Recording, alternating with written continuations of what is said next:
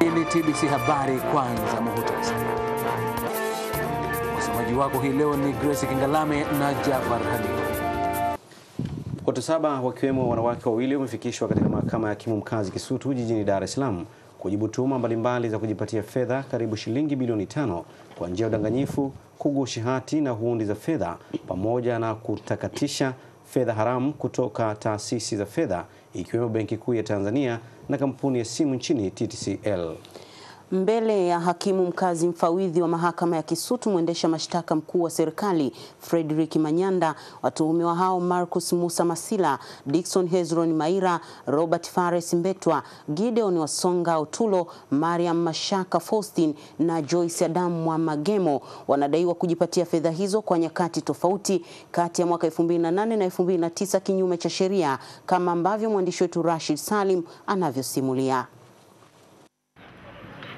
Ni majira ya saa 5 asubuhi katika mahakama ya hakimu mkazi Kisutu jijini Dar es Salaam. Taharuki imezuka miongoni mwa waandishi wa habari baada ya kuwasili magari matatu chini ya ulinzi mkali, huku yakiwa yamewasha taa, hali inayoashiria kuwekwa kwa jambo lisilokuwa la kawaida mahakamani hapo.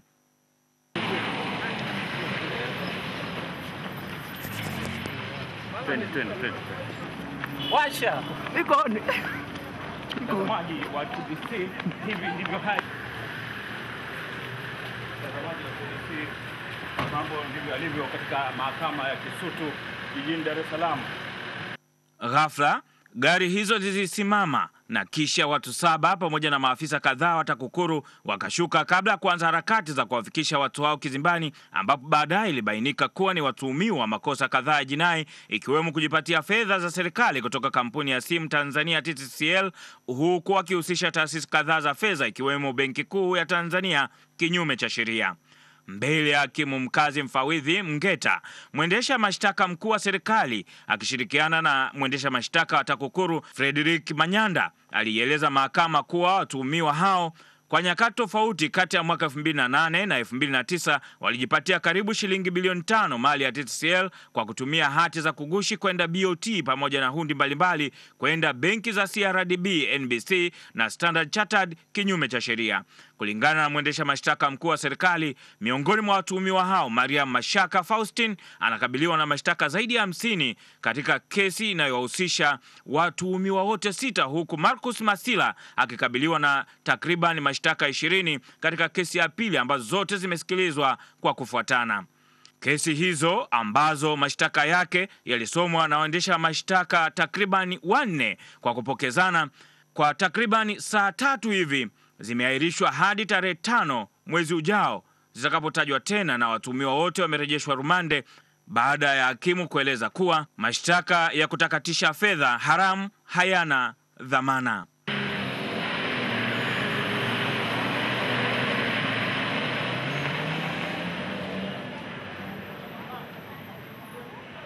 Rashid Salim, TBC1, Dar es Salaam. Wizara ya mambo ya ndani ya nchi imekiri kuwa matukio ya uhalifu nchini, hususan yale yanayohusiana na silaha, bado ni changamoto, huku jeshi la polisi mkoani Dar es Salaam likitoa taarifa ya kuongezeka kwa watuhumiwa mauaji ya aliyekuwa mhadhiri wa Chuo Kikuu cha Dar es Salaam Profesa Joani Mwaikusa na kufikia 26. Katibu mkuu wa wizara hiyo ya mambo ya ndani ya nchi Mbaraka Abdul Wakil ametoa kauli hiyo jijini Dar es Salaam katika mkutano wake na waandishi wa habari, ambapo amesema kinachofanyika hivi sasa ni kukusanya taarifa kutoka kwa wananchi juu ya watu wanaohusika na vitendo vya uhalifu, kama anavyoripoti Maria Kapalasula. Katika siku za hivi karibuni jijini Dar es Salaam na kwingineko nchini kumejitokeza matukio ya mauaji ya kutumia silaha yanayosadikiwa kufanywa na watu wanaodhaniwa kuwa ni majambazi, na hivyo kuzusha hofu miongoni mwa jamii, na pia kuvifanya vyombo vya ulinzi na usalama nchini kutafuta mbinu mbalimbali za kukabiliana na matukio hayo. Miongoni mwa matukio hayo ni lile la mauaji ya Profesa Joani Mwaikusa wa Chuo Kikuu cha Dar es Salaam yaliyofanyika nyumbani kwake usiku wakati akirejea nyumbani, ambapo katika mkutano huu katibu mkuu wa wizara ya mambo ya ndani ya nchi Mbaraka Abdul Wakil na wanahabari wa kuelezea utendaji wa miaka 5 ya wizara hiyo alielezea matukio hayo.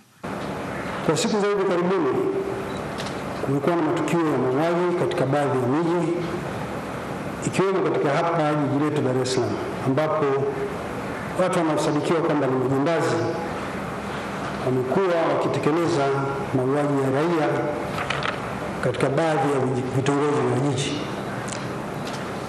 Matukio haya ni pamoja na ile hivi karibuni ambapo watu wasiojulikana waliua watu 3 katika eneo la Kunduchi Salasala, akiwemo Profesa Joan Mwaikusa ambaye alikuwa ni mhadhiri wa chuo kikuu cha Dar es Salaam. Lakini kama hali iko hivi, wizara imejipanga vipi ili kuondoa hofu wa Tanzania? Hatua zilizochukuliwa na jeshi la polisi hivi sasa ni pamoja na kuongeza nguvu katika upande wa ukusanyaji wa taarifa za intelijensia ili kuweza kubaini watu na vikundi vinavyojihusisha na vinavyotumia kutekeleza vitendo vya mauaji ya watu wasiokuwa na hatia.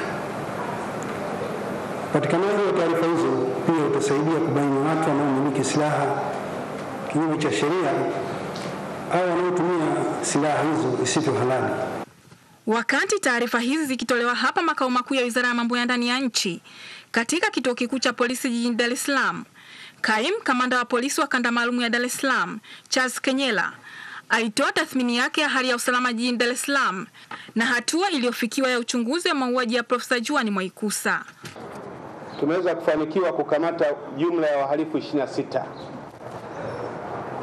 Hao ni pamoja na wale 6 niliokuwa nimewataja hapo mwanzo, wakituhumiwa kuhusika katika mauaji ya Profesa Joan Mwaikusa pamoja na watu wengine 2 akiwemo Mpwae na jirani yake. Kwa hiyo katika msako huu ambao sasa tumekamata watu 26 ni kwa ajili ya matukio mbalimbali ya kihalifu ambayo wamekuwa wakiyafanya katika maeneo mbalimbali katika jiji la Dar es Salaam. Halikadhalika, Kenyela amesema msako unaendelea ili kunasa mtandao wa uhalifu unaojihusisha na matukio mbalimbali ya uhalifu na kwamba kazi hiyo itakapokamilika watuhumiwa hao watafikishwa mbele ya sheria. Maria Kapalasula, TBC1, Dar es Salaam. Kampeni za wana CCM wanaowania kuteuliwa kuwakilisha chama hicho katika uchaguzi mkuu ujao zimeanza hii leo, huku baadhi ya maeneo yakigubikwa na kasoro, ambapo katibu mkuu wa Chama cha Mapinduzi CCM Yusuf Makamba amesema kitendo cha CCM wilaya Ilala mkoa wa Dar es Salaam na Kyela mkoa wa Mbeya kuzuia kampeni za wana CCM wanaowania kuteuliwa kushiriki kinyang'anyiro cha uchaguzi mkuu kwa nafasi za ubunge na udiwani hii leo ni kinyume cha taratibu, na kwamba viongozi husika waliohusika na vitendo hivyo watachukuliwa hatua. Makamba amesema hayo alipozungumza na mwandishi wetu jijini Dar es Salaam kufuatia taarifa kuwa viongozi wa CCM wilaya za Ilala na Kyela wamezuia kampeni za wanaowania kuteuliwa na chama hicho wakati wa kura za maoni tarehe 1 mwezi ujao kwa madai ya kuwepo kwa sababu zilizo nje ya uwezo wao. Kampeni kwa wilaya ya Ilala zianze rasmi. Na mimi nataka nichukue nafasi hii kuambia viongozi wengine, hasa makatibu wa wilaya na makatibu wa mikoa ambao ni wasimamizi wa uchaguzi, kwamba ratiba hii lazima izingatiwe na lazima itekelezwe kama ilivyoamuliwa na halmashauri kuu ya taifa. Mtu mwingine yote hana uwezo wa kubadili ratiba hizi. Ingawa unaweza, maana huu sio msaafu. Mnaanza ratiba, njiani mgombea mwenzenu Mungu apitishe mbali amefariki ama amepata maradhi, hiyo ni jambo la msingi. Huwezi kuendelea na ratiba. Kama mwandishi wetu alitembelea maeneo ya wilaya Ilala ambapo katibu wa CCM Ernest Charles alisema wamesitisha kampeni za wabunge huku wakiruhusu kampeni za udiwani, wakati kampeni katika wilaya ya Kyela mkoani Mbeya zilisitishwa kwa madai kuwa wahusika wanahakiki wanachama. Rais mstaafu wa awamu ya pili Ali Hassan Mwinyi amesema Tanzania inaweza kupunguza idadi ya watoto yatima na wanaoishi katika mazingira magumu iwapo jamii itabadili tabia na kuacha vitendo vinavyosababisha familia kuvunjika na vitendo vinavyosababisha kuwepo kwa maambukizi ya ukimwi. Mzee Mwinyi amesema hayo wakati akifungua kituo cha kulea watoto yatima kilichoko wilaya ya Mkuranga mkoani Pwani, kama anavyoshuhudia mwandishi wetu Joseph Chewale.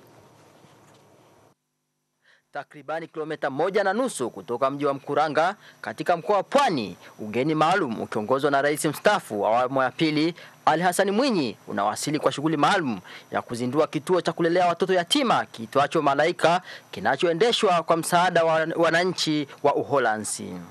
Awali, makazi ya kituo hiki tangu mwaka 2004 yalikuwa Kinondoni jijini Dar es Salaam, lakini sasa yamehamia hapa kukiwa na watoto yatima 23, huku watoto yatima 45 wakihudumiwa wakiwa nyumbani, ambapo mzee Mwinyi ametumia hotuba yake ya ufunguzi rasmi wa kituo hiki cha Malaika hapa Mkuranga kuelezea bayana kuwa changamoto kubwa hivi sasa ni kwa jamii kupunguza idadi ya watoto yatima. Tunaweza kupunguza idadi ya watoto wanaoishi mitaani